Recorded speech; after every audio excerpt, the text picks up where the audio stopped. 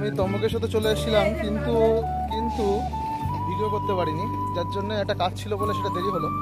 এখন এই যাচ্ছি মন্দিরে পুজো দেবো, দেখি কতটা লাইন থাকে, কি অবস্থা, পরিস্থিতি বুঝে তারপর সব কিছু হবে।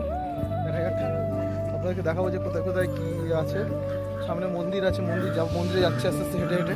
আমি এসেছি কালকে, কিন্তু ভিডিও করতে পারিনি কোনো প্রবলেমের জন্য।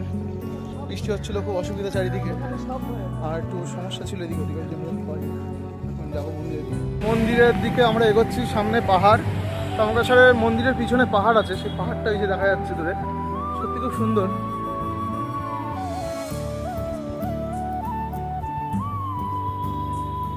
দ্বাদশ জ্যোতির্লিঙ্গের মধ্যে এটা একটা জ্যোতির্লিঙ্গ। এখানে ব্রহ্মা বিষ্ণু মহেশ্বর তিনজনে এখানে বিরাজমান। জায়গাটা খুব